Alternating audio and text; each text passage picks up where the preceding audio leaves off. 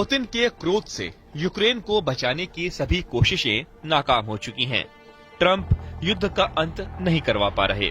Putin के हमले तेज होते जा रहे हैं। बमबारी जैसे 3 साल पहले 24 फरवरी की तारीख को शुरू हुई, उससे भीषण 3 साल बाद जारी है। यूक्रेन दहल रहा है। शहरों के खंडहर धुआं उगल रहे हैं। बस्तियों की बर्बादी के बाद रूसी झंडे तनते जा रहे हैं।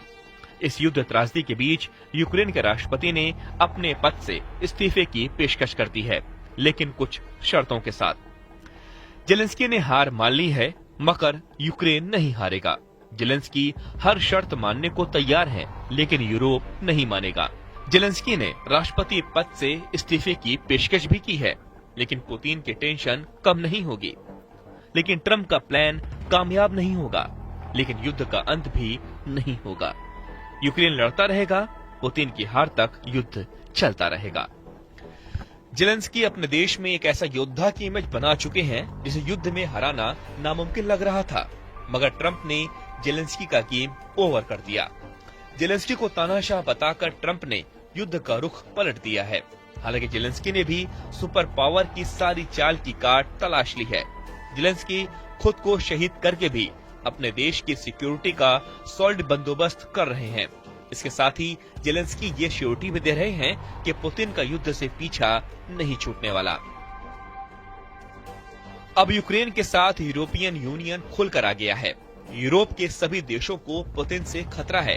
यूक्रेन के बाद पुतिन उन देशों को निशाना बनाने की धमकी दे चुके हैं जिन्होंने उनका विरोध किया है। ऐसे में यूरोप के सभी देश एकजुट हो चुके हैं। इसकी तस्दीक यूरोपियन यूनियन चीफ की कीव विजिट के से हो चुकी है।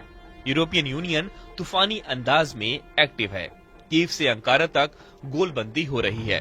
जेलेंस्की ने अपने पद से इस्तीफा देने का ऑफर देकर बड़ा उलटफेर किया है। जेलेंस्की ने पुतिन को धमकी दी है कि उनका यूक्रेन हड़पने का सपना कभी पूरा नहीं होगा।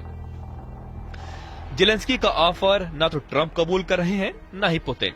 ट्रंप ने साफ कर दिया है कि यूक्रेन को नाटो सदस्य नहीं बनाया जाएगा, जबकि नाटो में यूरोपीय देशों की बड़ी भीड़ है। ये सभी यूक्रेन के साथ हैं। यूरोपीय देशों ने यूक्रेन को युद्ध लड़ने के लिए बड़ी मदद का ऐलान कर दिया है। कीव पहुंचे यूरोपीय लीडर्स के दल ने ट्रंप के रुख को बदलने की कोशिशें भी बंद नहीं की हैं। यूरोपीय संघ यूरोप के 27 देशों का समूह है। दूसरे विश्व युद्ध के बाद 1951 में 6 देशों ने मिलकर इस संघ को बनाया, जिसमें वक्त के साथ सदस्य देश बढ़ते गए। यूरोपीय संघ दुनिया की सबसे बड़ी अर्थव्यवस्थाओं में से एक है। ईयू के कई सदस्य देश नाटो संगठन के भी सदस्य हैं, यानी एक ऐसा गठजोड़ है जिनके पास न दौलत की कमी है, न हथियारों की। जर्मनी, फ्रांस जैसे ताकतवर देश अब तक पर्दे के पीछे से यूक्रेन का साथ देते रहे हैं, लेकिन ट्रंप के पुतिन के पाले में जाने के बाद अब ये खुलकर यूक्रेन के साथ आ गए हैं। मतलब अब आर पार का घमासान शुरू होने जा रहा है। रूस यूक्रेन की हार तक हमले करेगा। इसके बीच जो आएगा उसे भी पुतिन का प्रचंड प्रहार झेलना होगा, वो फिर चाहे यूरोप का कोई देश हो या फिर नाटो जैसा सैन्य संगठन। पुतिन की जीत की राह में आने वाला कोई भी अब सलामत नहीं बच सकता। रूस के एटमी हथियारों के वार जोन में उतरने का ऐलान भी हो चुका है।